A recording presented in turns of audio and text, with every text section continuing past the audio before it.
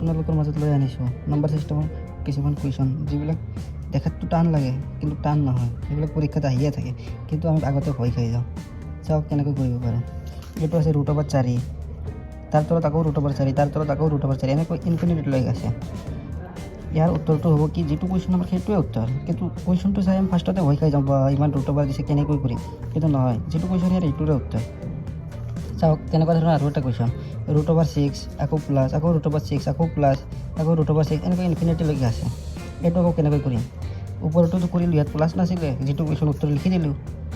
এইটো একে, চাওক যদি 6 আছে 6টো আমি লিখিম, কিন্তু প্লাছ যে আছে এইটো আমি কৰিবৰ কাৰণে অলপ বেলেগ ধৰণৰ পদ্ধতি ইউজ কৰিম। চাওক যদি 6টো থাকে আমি ইয়াৰ উৎপাদকটো লিখিব লাগিব।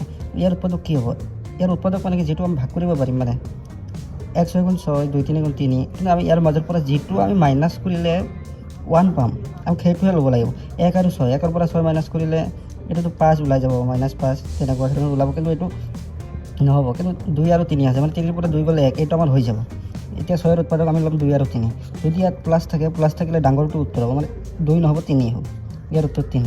আৰু যদি চেম তেনেকুৱা ধৰণৰ কুৱেশ্যনটো আৰু এটা চাওঁ, এইটো 6 আছে, ইয়াত আকৌ মাইনাছ আছে, একেধৰণৰ কুৱেশ্যন, ইয়াত মাইনাছ আছে খালি, তো 6ৰ আমি উৎপাদকটো ল'ম 2 আৰু 3, যদি মাইনাছ থাকে কি হ'ব, 2 হ'ব, মানে সৰুটো হ'ব, আৰু যদি প্লাছ থাকে এইটো শিকাই দিলোঁ 3 হ'ব। এতিয়াতো আমি মনে মনে ভাবি আছোঁ ইয়াততো 6 আছে, এইটো আমি 2 আৰু 3 উৎপাদক পালোঁ। যদি এনেকুৱা ধৰণৰ থাকে যিটোৰ আমি উৎপাদকটো মাইনাছ কৰিলে 1 নাপাওঁ, এইটো কেনেকৈ কৰিম।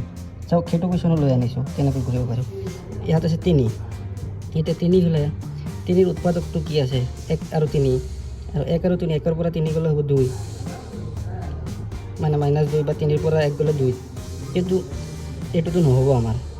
তাৰ কাৰণে আমি কি কৰিব লাগিব, ইয়াত যদি প্লাছ থাকে আমি নম্বৰ বাঢ়ি যাব লাগিব। 3ৰ পিছত কি আছে 4, আমি 4ত চাওঁ, 4ত চালে কি হ'ব, 4 কি হ'ব 1 আৰু 4, 4ৰ পৰা 1 গ'লে 3, এইটো নহ'ব, 2 2 × 4, 2ৰ পৰা 2 গ'লে 0, এইটোও নহ'ব, মানে 4টো আমাৰ নহ'ল।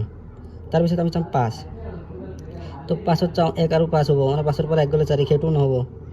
তাৰপিছত আৰু কি আছে, ইয়াৰতো নাই, তাৰপিছত এইটোও নহ'ল, আমি আৰু আগুৱাই যাম। এতিয়া 6ত গ'লেতো আমি গম পাই যাম 2 আৰু 3 হ'বই। যদি 2 আৰু 3 হয়, ইয়াত যদি প্লাছ থাকে একেধৰণৰ হ'ব, ইয়াত ডাঙৰটো যে আছে 3টোৱে উত্তৰ হ'ব। ঠিক তেনেধৰণৰ ইয়াত যদি মাইনাছ থাকে এইটো কি হ'ব, 3টোতো আমি লিখিলোঁ আগত কুৱেশ্যনৰটো, যদি মাইনাছ থাকে আকৌ এইটো বাওঁফালেহে আহিব। ইয়াত যেনেকৈ প্লাছ আছিল 3ৰ পৰা 4 হৈছিলে, ইয়াত আকৌ মাইনাছ আছে কাৰণে 3ৰ পৰা 2ত আহিব। যেতিয়া 2ত আহিব, 2ৰ আমি চাম 1 2 × 2 বা 2 1 × 2, এতিয়া 2ৰ পৰা 1 গ'লে 1, এইটোতো আমি হ'ল 2ৰ পৰা 1 গ'লে 1, মানে ইয়াৰ উৎপাদকটো মাইনাছ কৰিলে আমি 1 পালোঁ। তো এতিয়া যদি মাইনাছ আছে, মাইনাছ থাকিলে উত্তৰটো আমাৰ কি হ'ব, সৰুটো হ'ব, মানে 1 হ'ব আমাৰ উত্তৰ। তাৰপিছত আৰু এটা কুৱেশ্যন √, আছে 3, আকৌ ৰুট আছে, কিউব ৰুট আছে 9, এনেকৈ গৈ আছে ইনফিনিটিলৈকে। মানে এইটো আমি এনেকুৱা থাকিলেও ভয় কৰিব নালাগে। আৰু কোনটো পেটাৰ্ণ আছে, পেটাৰ্ণটো চাম। ফাৰ্ষ্টত আছে 3, তাৰপিছত এইটো যদি আমি A ভাবোঁ, এইটো যদি আমি B ভাবোঁ, মানে A B এনেকৈ গৈছে, ইয়াৰ উত্তৰটো হ'ব আমাৰ A মানে কিমান আছে 3, মানে ইয়াৰ উত্তৰটো হ'ব 3।